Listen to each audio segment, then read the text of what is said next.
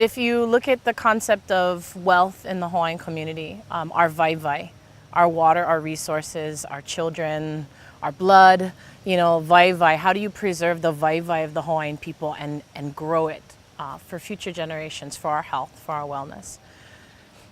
The most important key piece is always our keiki.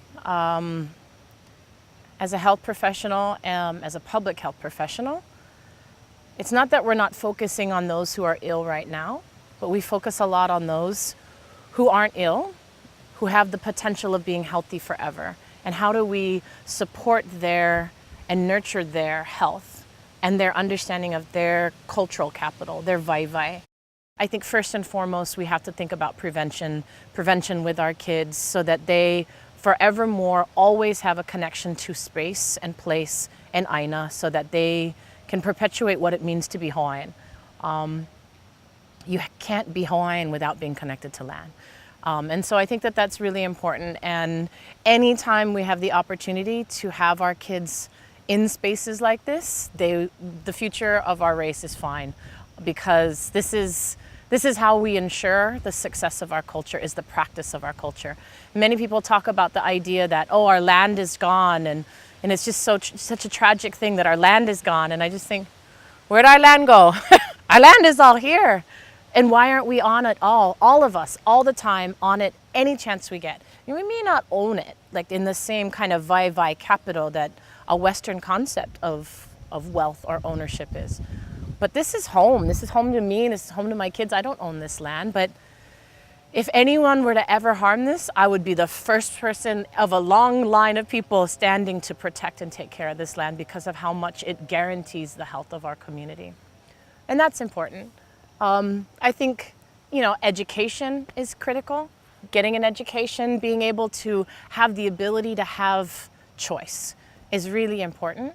Having capital, culturally or even financially, is the ability to make a decision to eat healthy, a decision to spend time with your kids, a decision to not have to work 4 jobs in order to constantly be present in the lives of your children. Like, that's a choice that is afforded to you with education and opportunity. And as much as not everyone has to go to college, college provides us with an opportunity to spend less time physically lifting and mentally lifting. And so if we think of education as an opportunity to enter into that space of choice making, then our children and our ability to spend time with them, to grow that capital, to grow space like this, is incredibly important for wellness for our community. These places and our ability to be in them and choose to be in them is really important. If we improve the social conditions, cultural conditions for Native Hawaiians, we'll definitely see an improvement, a decrease over time, I believe, in chronic diseases and mental health issues. They're a response. I mean, some people use the word cultural trauma, historical trauma, to talk about what has gone on and what happened in the past to us. There were attempts to eliminate us. There were attempts, legislative attempts, to do away with our culture, our language, of course, our nation. And it has had an effect on us. We have been put in a disadvantage in our own homeland. So I truly believe that the way out of it is to go back to some of those cultural values and things that make us Kanaka. I think we need to address our social conditions. I think our people need better education. We need to strengthen our public school systems where most of our Kanaka are educated. Kamehameha Schools is wonderful and has helped tremendously, but most of our Kanaka attend public schools. We need to strengthen, provide more resources, provide cultural-based curriculum. I think charter schools have demonstrated, and cultural-based curriculum in public school settings have demonstrated better outcomes than your more traditional approaches in education. Our students, our Native Hawaiian students, are more engaged in the community. They're more engaged in their education, and by some of the studies even show that they do have better verbal and math scores. And I think that's because of the cultural focus and that they feel free to be Kanaka, and they're not fighting against other cultural values that often compete or make us question our abilities to be Kanaka or succeed. So I think it's empowering our people. And I think that needs to be the continued strategies. We need to now scale it up and get it out there. And I do believe that if we reallocate our resources properly to these social and cultural issues to strengthen them, and we address education, we address income, we create more jobs that are relevant for our people with good incomes, I think we're going to naturally see longevity and less diabetes and issues related to diabetes.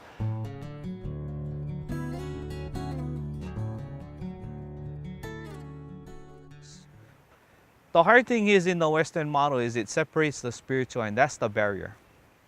It's not just a medicine, is that it encompasses something larger than that. And that's hard for them to wrap their heads around.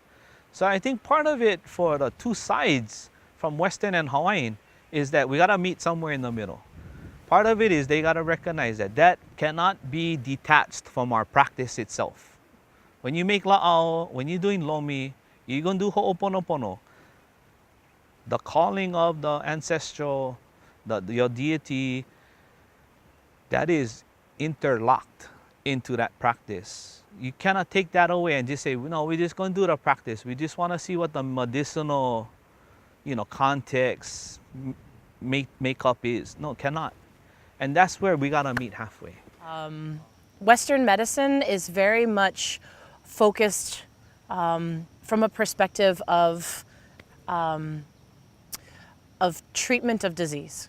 Once you are ill, that's when Western medicine can really do its part. It gets to come in, it can be successful at, treating an illness, as long as the illness is confined within a system that they can work with. And Native Hawaiian healing can do that. But Native Hawaiian healing, there's two pieces I think that are really essential that aren't necessarily sort of emphasized with Western medicine, and that is the belief that it will work and having faith and confidence in medicine. Now we have that in Western medicine too. They talk about the placebo effect, but it's not a requirement for treatment. You don't have to believe it will work. If you go to the doctor and they give you antibiotics and you go, okay, I'll take them, you don't have to believe in the antibiotics or even understand the antibiotics for it to do its minute job. Of course, I have a philosophy that it's, may not always be the perfect system, but Native Hawaiian healing requires you to actually have belief and confidence and faith. And that's a huge part of healing. If you believe it's actually going to help you, then you're going to, the benefits of believing in healing is so huge. And Western medicine hasn't even come close to getting to that space. So that's a really important component of Native Hawaiian healing. The other part of it is Native Hawaiian healing, although we have the ability in traditional medicine to treat a broken leg or to give medicine, we also are very much about maintaining your health. Like if you're not taking care of your body, then, if I give you, Native Hawaiian healing medicine, it's not gonna do as much as if you're already in the process of healing yourself, because being Hawaiian and taking in traditional medicine requires that your medicine is food for us. So kalo and breadfruit and all of that, like that is a part of the medicine as well. So Western medicine has public health, and public health says, we should do prevention. But it's not like Native Hawaiian health that prevention is a requirement of the healing process. What traditional healing does on many levels, it brings in that holistic aspect to health and well-being that, again, the social and cultural issues I talked about, it addresses those issues, the spirituality, the need to be connected, to address wrongdoings in order to be healthy and thrive. And you merge that now with what the medical establishment is trying to do with increasing healthy eating patterns, physical activity, using medications, even prevention strategies through screenings and so forth. I think by merging the two, you'll find that both will be enhanced as a result of that, and that our people will be much better off. And I do think we need to move towards that and find a way to make it work. We often talk about this story of an auntie who, she was ma'i, she was going to her Western doctor, and she loved her doctor, loved the doctor, was able to communicate, and kept saying, I don't know, there's something missing, there's something missing, there's something missing. And it was one of a community health worker that was working with the family that said, Auntie, like, what? I keep hearing you say this. Like, what do you mean? Tell me, share with me what's going on in your na'au. Not just in your head, but what's in your na'au. And the kupuna was able to say, I don't need the pills. I need for talk. I need to put it out. There's pilikia in my ohana, and I just feel it, and I don't know what to do. And so the health worker said, Auntie, just talk to your doctor.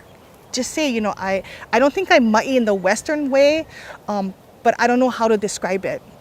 And so she did. She was able to tell her her medical doctor what was going on, and the community health worker said, his response was so maikai. He said, Auntie, I knew that you wasn't coming over here for being sick, for being ma'i, but you needed to be ready for tell me what. And he said, do you have somebody you can do ho'oponopono with? Do you have a traditional practitioner? And Auntie said, yes, I do. Our ohana, we have this process. And he goes, then go. What do you need from me? Do you need me to write you a prescription? And the worker was like, oh my gosh. Like the lights went off in her head, and she's like, and right at that point, Auntie said, no, mahalo.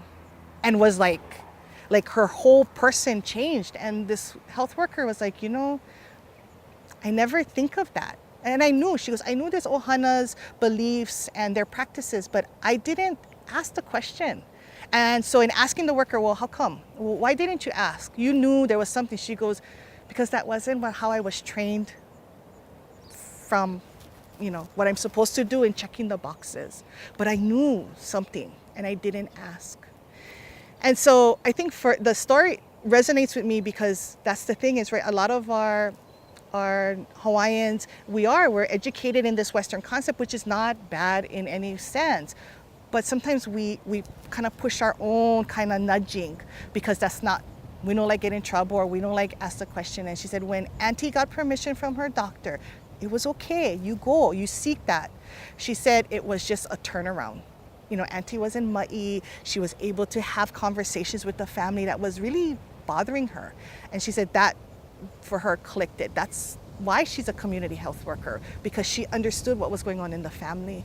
And I think it's those kinds of pieces. So if we can start having the communication between, the doctors, the pharmacists, the dentists, those high-level health professionals with our community health workers, or those workers that know the family, what concepts could come out from that, and how could we better help our families?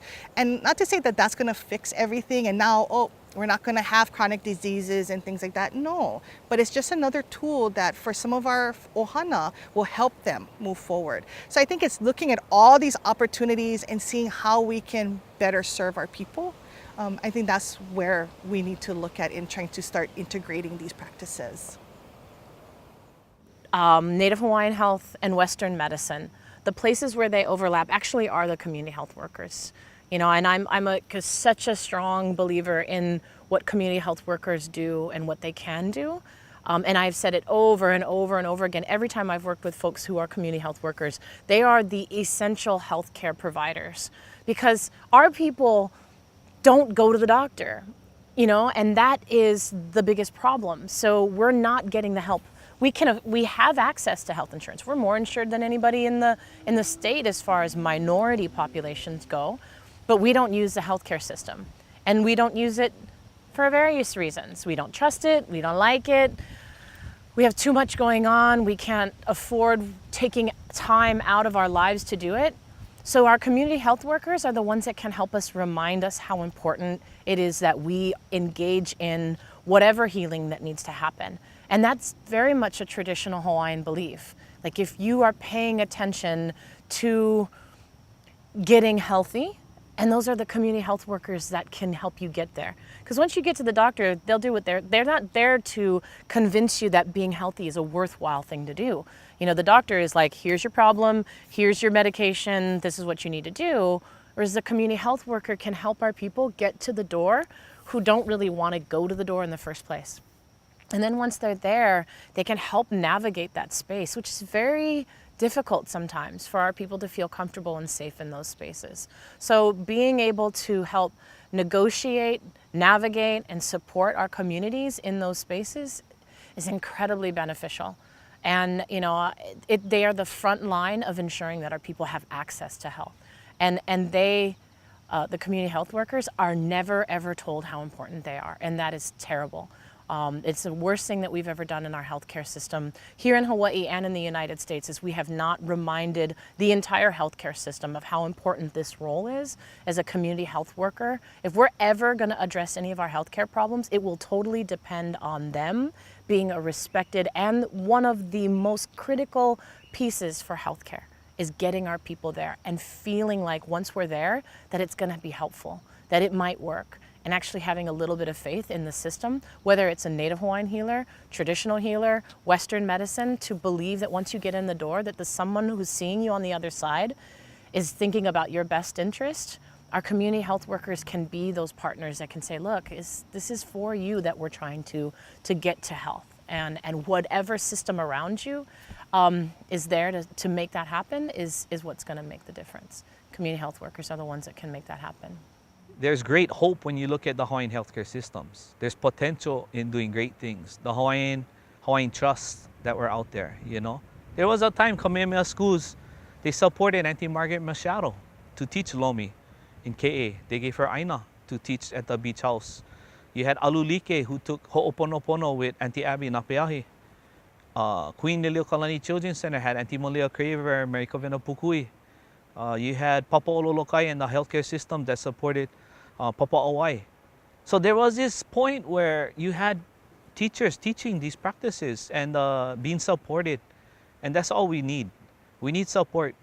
We don't need, would be nice if we had a school of medicine like JABSOM, But, and not to say we cannot, but I recognize it's going to take time. But we must continue to push the envelope forward. Again, not for us, the next generation. Yeah. I think that it's really important to understand that our communities that are out there may not remember or have faith. They only remember the whole. They only remember the emptiness that's still there. And so our community health workers can help educate and remind and connect our community to the things that really are important. You don't need to be a physician or have a medical degree to remind somebody or create a space like this for our people to be in. You don't need, an MD would be useless to necessarily create a prescription that would actually do more healing than any medication that they could prescribe in a medical office. Community health workers can do that. They can help coordinate and get people into these spaces that are more effective in treatment than anything that a doctor could dish out. And that's what I think community health workers need to understand, that they hold the prescriptive power to transform the health of our communities. And our people should hopefully never end up in the doctor's office.